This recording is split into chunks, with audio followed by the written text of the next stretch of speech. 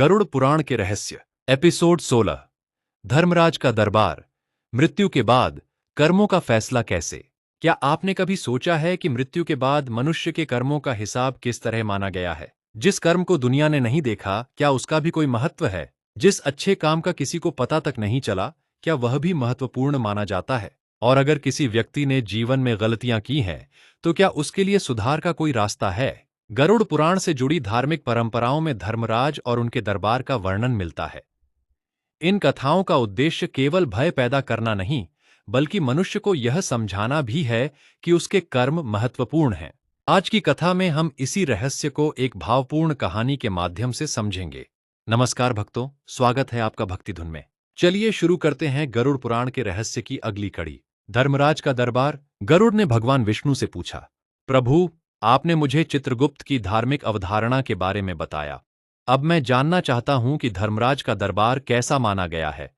वहां कर्मों का निर्णय किस प्रकार बताया गया है? भगवान विष्णु ने कहा, गरुड़, धर्मराज से जुड़ी कथाएं मनुष्य को न्याय और कर्म के सिद्धांत को समझाने का माध्यम है।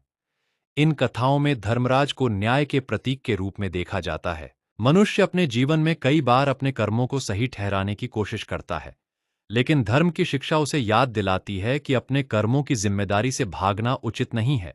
एक नगर में रहता था देवदत्त। भगवान विष्णु ने गरुड़ को एक कथा सुनाई। एक नगर में देवदत्त नाम का व्यक्ति रहता था।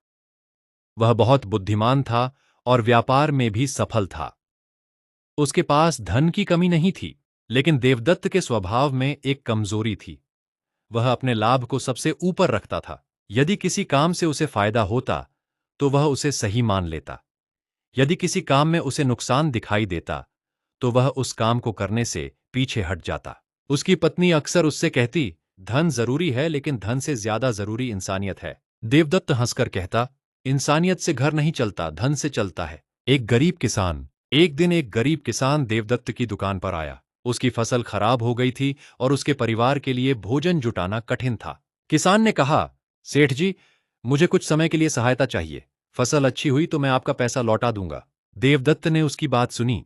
वह उसकी मदद कर सकता था, लेकिन उसने बहुत अधिक ब्याज की शर्त रख दी। किसान मजबूर था। उसने शर्त स्वीकार कर ली। कुछ समय बाद किसान पैसा नहीं लौटा पाया। देवदत्त ने उसकी जमीन अपने अधिकार में ले ली। किसान का परिवार बहुत दुखी हुआ, लेकिन देवदत्त ने कहा, व्यापार में भावनाओं की जगह नहीं होती। एक दूसरी घटना। कुछ दिनों बाद देवदत्त को रास्ते में एक थैला मिला। उसमें बहुत धन था। उसने चारों ओर देखा, वहां कोई नहीं था। उसने थैला उठाया और अपने घर ले आया। उसकी पत्नी ने पूछा, यह किसका है? देवदत्त बोला, जिसका भी होगा वह खुद ढूंढता हुआ आ जाएगा। पत्नी ने कहा, अगर यह धन किसी गरीब का हुआ तो? देवदत्त ने उत्तर दिया, मुझे क्या पता। लेकिन उस रात वह ठीक से सो नहीं पाया। उसके मन में बार बार वही सवाल आता रहा, अगर यह धन सच में किसी जरूरतमंद का हुआ तो? मन का न्याय। भगवान विष्णु ने गरुड़ से कहा, गरुड़, यही मनुष्य के जीवन की एक महत्वपूर्ण बात है। बाहरी दुनिया से बच जाना आसान हो सकता है, लेकिन अपने भीतर के प्रश्नों से बचना कठिन है। मनुष्य अपने कर्म को दूसरों से छिपा सकता है, लेकिन उसके कर्म उसके मन और चरित्र पर प्रभाव डालते हैं। देवदत्त का बदलाव। अगले दिन देवदत्त ने उस थैले के मालिक को खोजने की कोशिश की। कई प्रयासों के बाद उसे एक वृद्ध व्यक्ति मिला। वृद्ध ने कहा, बेटा, यह धन मेरे बेटे के इलाज के लिए था। मुझे लगा था कि अब मेरा परिवार बहुत बड़ी परेशानी में आ जाएगा। देवदत्त ने थैला वापस कर दिया। वृद्ध ने उसके लिए प्रार्थना की। उस दिन देवदत्त के मन को बहुत शांति मिली। उसे पहली बार समझ आया कि किसी का धन अपने पास रखना आसान था, लेकिन उसे वापस करने से जो संतोष मिला, वह कहीं अधिक मूल्यवान था। गरुड़ का प्रश्न। गरुड़ ने पूछा, प्रभु, क्या यही धर्मराज के न्याय का अर्थ है? भगवान विष्णु ने कहा, धर्मराज की धार्मिक अवधारणा को केवल किसी अदालत की तरह समझना पर्याप्त नहीं है। धर्मराज न्याय के प्रतीक हैं। उनकी कथा मनुष्य को यह समझाती है कि कर्मों के परिणाम होते हैं। इसीलिए मनुष्य को अपने जीवन में धर्म और सत्य का पालन करने की शिक्षा दी जाती है। धर्मराज का दरबार। भगवान विष्णु ने गरुड़ को एक दिव्य दृश्य दिखाया। एक विशाल और शांत सभा थी। वहां धर्मराज न्याय के आसन पर विराजमान थे। उनके सामने किसी व्यक्ति की संपत्ति, पद या प्रतिष्ठा का महत्व नहीं था। कथा के अनुसार वहां उसके कर्मों पर विचार किया जाता था। न कोई धन उसे बचा सकता था, न कोई पद, न कोई परिचय। यह दृश्य मनुष्य को एक महत्वपूर्ण बात सिखाता है। मृत्यु के सामने बाहरी पहचान से अधिक महत्वपूर्ण उसके कर्म माने जाते हैं। चित्रगुप्त की भूमिका। गरुड़ ने पूछा, और चित्रगुप्त? भगवान विष्णु बोले, धार्मिक मान्यता में चित्रगुप्त को कर्मों का लेखा रखने वाले देवता के रूप में माना जाता है। इस कथा का संदेश यह है कि मनुष्य अपने कर्मों को छोटा समझकर नजरअंदाज न करे। एक छोटा अच्छा काम भी मनुष्य के स्वभाव को बेहतर बना सकता है, और एक छोटी गलत आदत अगर बार बार दोहराई जाए तो वही उसके चरित्र का हिस्सा बन सकती है। देवदत्त की सबसे बड़ी परीक्षा। कुछ वर्षों बाद देवदत्त के पास एक बहुत बड़ा व्यापारिक अवसर आया। उसे पता था कि अगर वह कुछ गलत जानकारी देगा तो उसे बहुत अधिक धन मिल सकता है। उसका मित्र बोला, यह अवसर फिर नहीं मिलेगा, थोड़ा झूठ बोल दो। देवदत्त कुछ देर सोचता रहा। उसे किसान याद आया, उसे वृद्ध व्यक्ति का थैला याद आया, उसे अपनी पत्नी की बात याद आई, और फिर उसने कहा, नहीं, मुझे ऐसा लाभ नहीं चाहिए जिसके लिए मुझे अपने मन के सामने शर्मिंदा होना पड़े। उसने गलत जानकारी देने से मना कर दिया। सही निर्णय का परिणाम। शुरुआत में देवदत्त को नुकसान हुआ। उसके मित्रों ने उसका मजाक बनाया। उन्होंने कहा, तुमने अपने हाथ से धन का अवसर गंवा दिया। देवदत्त शांत रहा। कुछ समय बाद उसी व्यक्ति ने देवदत्त की ईमानदारी देखकर उसे एक और बड़ा अवसर दिया। इस बार व्यापार पूरी तरह सही तरीके से हुआ। देवदत्त को अच्छा लाभ मिला, लेकिन इस बार उसके लिए धन से ज्यादा महत्वपूर्ण उसकी ईमानदारी थी। कर्मों का वास्तविक लेखा। भगवान विष्णु ने गरुड़ से कहा, मनुष्य अक्सर सोचता है कि उसका जीवन केवल बड़ी घटनाओं से बनता है, लेकिन जीवन छोटे छोटे निर्णयों से बनता है। किसी को सच बताना, किसी का हक लौटाना, गलती होने पर माफी मांगना, किसी कमजोर व्यक्ति का फायदा न उठाना, किसी जरूरतमंद की सहायता करना, ये सभी कर्म मनुष्य के चरित्र को आकार देते हैं। क्या हर गलती का अंत निश्चित है? गरुड़ ने पूछा, प्रभु, अगर मनुष्य ने जीवन में बहुत गलतियां की हों तो क्या वह कभी बदल नहीं सकता? भगवान विष्णु बोले, ऐसा नहीं है। मनुष्य को सुधार का अवसर जीवन रहते मिलता है। यदि उसने गलती की है तो उसे स्वीकार करना चाहिए। जहां संभव हो नुकसान की भरपाई करनी चाहिए।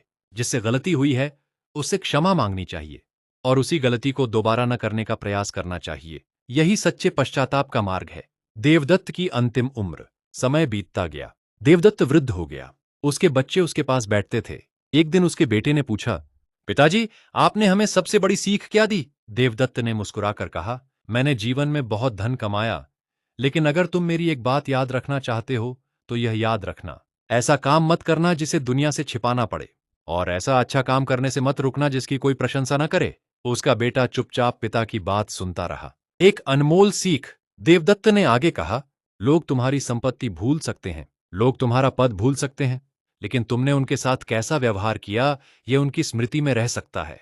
उसका बेटा बोला, पिताजी, अब मैं समझ गया कि असली विरासत क्या होती है। देवदत्त ने कहा, असली विरासत धन नहीं, अच्छे संस्कार हैं। धर्मराज की कथा का संदेश। भक्तों, धर्मराज के दरबार की धार्मिक कथा हमें यह समझाती है कि मनुष्य को अपने कर्मों के प्रति जागरूक रहना चाहिए।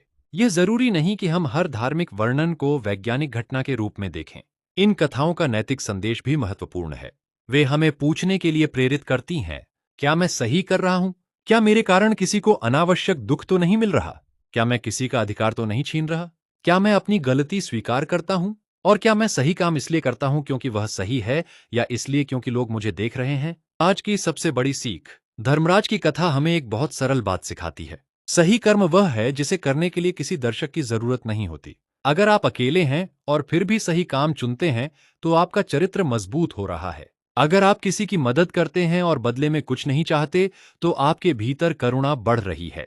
अगर गलती के बाद आप माफी मांगते हैं तो आपके भीतर विनम्रता बढ़ रही है। और अगर आप किसी के अधिकार की रक्षा करते हैं तो आपके भीतर धर्म मजबूत हो रहा है। इसलिए जीवन में हमेशा यह याद रखें, लोग आपको देखें या न देखें, अपने कर्मों के प्रति ईमानदार रहिए। एपिसोड 17 का रहस्य। लेकिन भक्तों, अब गरुड़ के सामने एक और बड़ा प्रश्न खड़ा होता है। अगर धर्मराज की धार्मिक कथा में कर्मों का विचार किया जाता है तो फिर कर्मों के फल का निर्णय किस आधार पर माना जाता है? क्या केवल हमारे काम देखे जाते हैं, या हमारे पीछे की भावना भी महत्वपूर्ण मानी जाती है? क्या एक ही काम दो लोग करें लेकिन उनकी भावना अलग हो तो उसका आध्यात्मिक अर्थ भी अलग हो सकता है? और सबसे बड़ा सवाल, क्या निस्वार्थ भाव से किया गया छोटा सा कर्म भी बहुत महत्वपूर्ण हो सकता है? इन सवालों का उत्तर मिलेगा अगले भाग में।